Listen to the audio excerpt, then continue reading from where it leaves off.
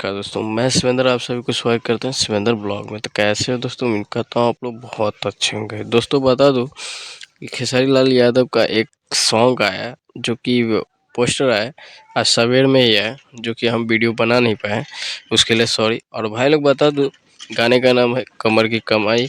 और भाई लोग गीत गाए हैं खेसारी लाल यादव और साथ दिए हैं शिल्पी राज ने। भाई लोग गीत लिखे हैं अखिलेश कश्यप और म्यूजिक से सजाया है रोशन सिंह ने।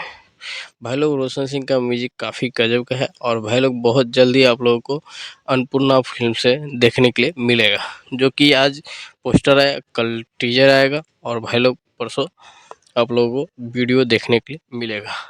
भाई लोग ऐसे ही हम लोग हमारे वीडियो में देख बने रहने के लिए दिल से धन्यवाद। और भाई लोग ऐसे ही देखते रहिएगा शिवेंद्र ब्लॉग।